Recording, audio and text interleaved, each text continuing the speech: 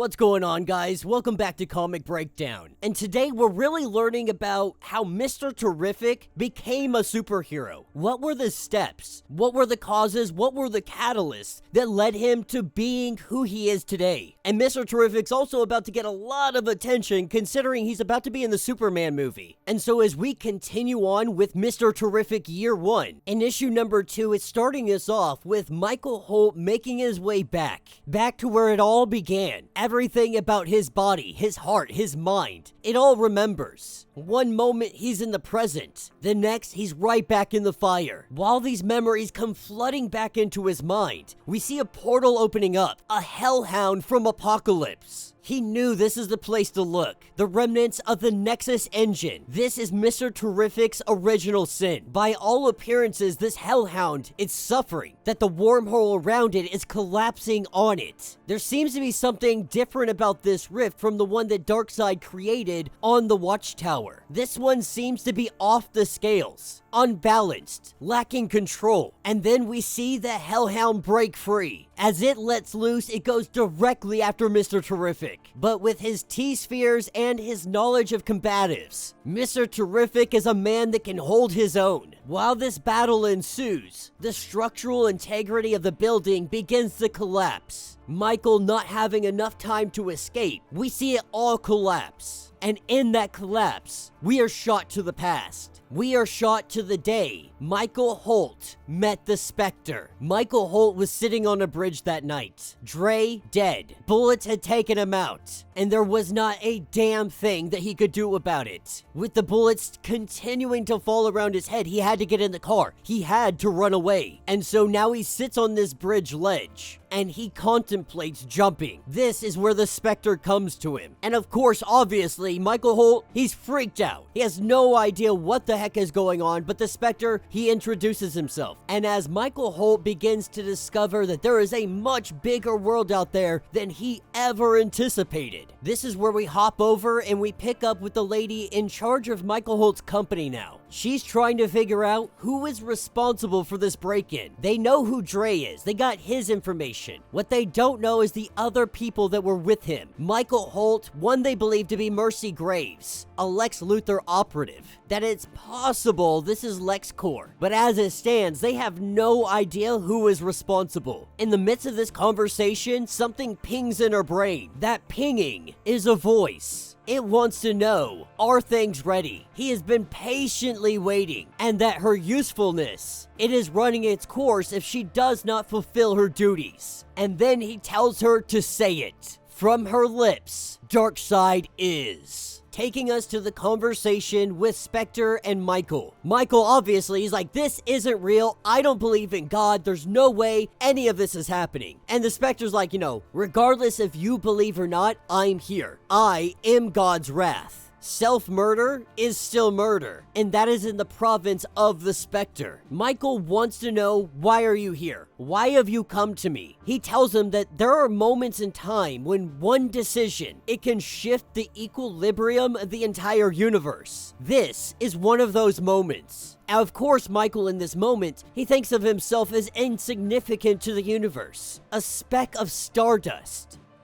But the Spectre reminds him that it's a trillion specks of stardust, that if one explodes, it could set off a chain reaction. You are only as insignificant as you believe yourself to be, which brings us here, to the ledge between life and death. And so what has brought you to the point that you're willing to lay down this mortal coil? For him, everything that he has lost, everyone he cares about, everybody is gone. There is only him that remains. And he wears this guilt like a shadow. The Spectre sees the pain in him. For Michael, he can't remember a time that Dre wasn't there. He wasn't just his friend, he was his brother. They grew up in the bottoms together. They came up together. And they were competitive. They pushed one another. Dre was the best man at his wedding. And when Paula died, Dre's the one that held him up. At this point, Michael's like, you know what? I'm done talking to a spirit. One that I don't even believe in. That you've got to be just a figment of my imagination, a sense of the trauma that I've had. That if you're really God, then prove it. Let me talk to Paula, or simply let me die in peace. This is where the Spectre says, I'm not God. I am only his wrath, and if you want to die, so be it. But in death, you'll find no peace. As Terrific falls to his death, he thinks of Paula, building Holt Industries together. Deep in his heart, he knew that Paula, she was always the real genius behind the work.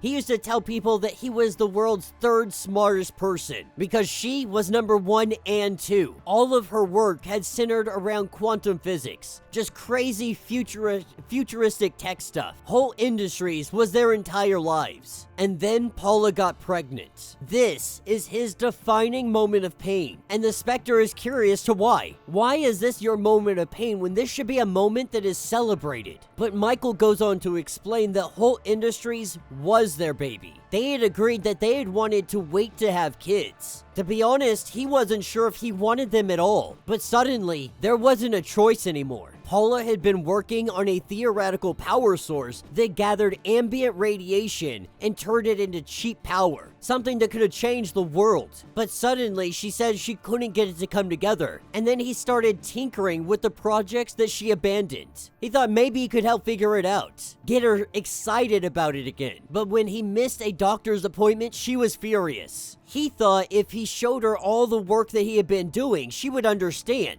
that he was taking her work to the next level. But her response is, she was always smarter. She had already figured it out. But it was simply too powerful. That this engine in the wrong hands, the thing she created, was a weapon of mass destruction. She asked him to erase it all. She walked out of that lab, and the space between them, it had never been greater. He was determined to fix this. But a few days later, Paula would be dead, and Michael Holt's soul was ripped from his body. His anchor was gone. He couldn't think about the baby. He couldn't think about anything. This is all he ever wanted. He wasn't sure if he wanted to be a father, but when he no longer had that, it's all he could think about. Obviously, after this, he couldn't keep it together. He sold the company. He never looked back. That is until Dre started talking to him. People started getting sick. And Athena, she announced her Nexus engine. He may have erased the whiteboard, but he never deleted the backup files. So the Nexus engine, that's all his fault. He gave Athena the exact plans for the engine and the people at the bottoms. Athena's got everyone in Gateway City under her thumb. There's no one to report her. There's no one to stand against her. And the Spectre says, so you are only as insignificant as you believe yourself to be. That you remind me of a friend that I once had. This is where the Spectre turns into Jim.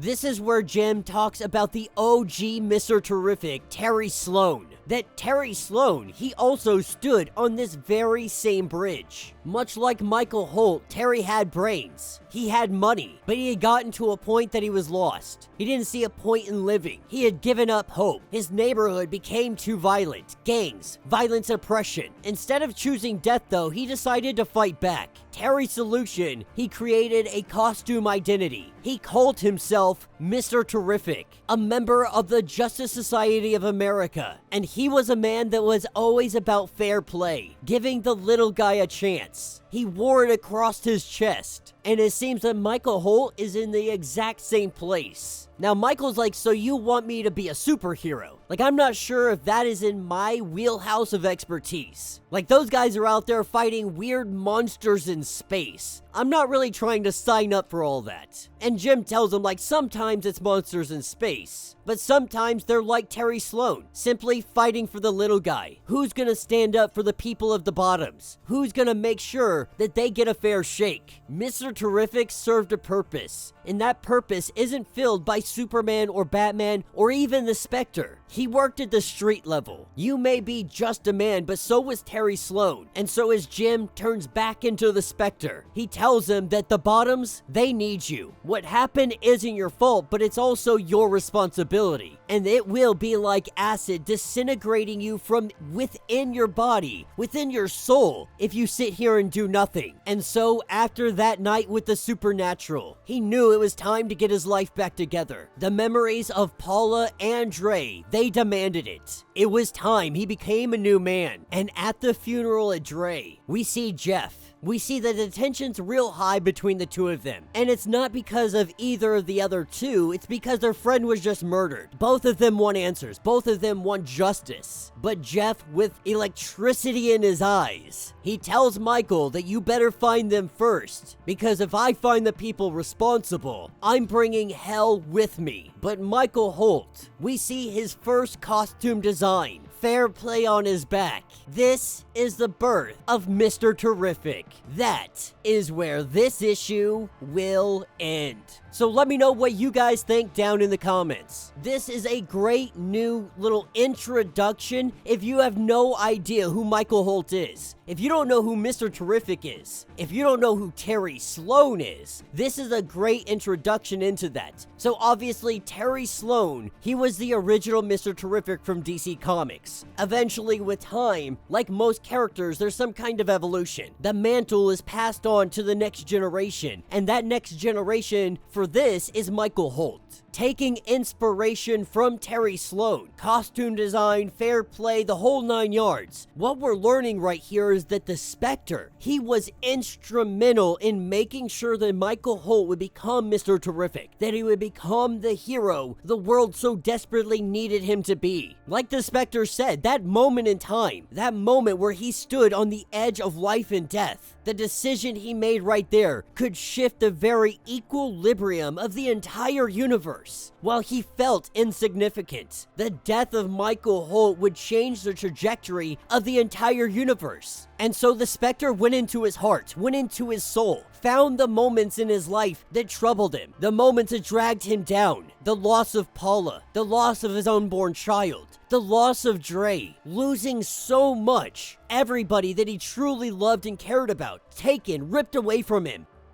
And he can't help but feel some kind of responsibility for it. In this moment where he could have taken his life, he could have let that sorrow eat him up inside. He could have let those demons win. But instead, the wrath of God came to him, not in fury, but with pity, with sympathy, with love. And he told Michael Holt, not yet, not today, to not die because of your sorrow, but to live for the memory of Paula and Dre. Live every day so that no one ever has to feel your pain again. Become the hero the world needs you to be. Witness the birth of Mr. Terrific. So let me know what you guys think. Let me know your thoughts. Let me know your theories. If you want to get caught up on everything that is going on with this series, go ahead, check out the link in my description as well as the top of this video. It's gonna get you completely caught up on everything happening with this origin story. If you would like to support the channel, you can always do so by joining the channel membership. Much like Patreon, having multiple different tiers, from $1 to $50, from loyalty badges to comics every single month.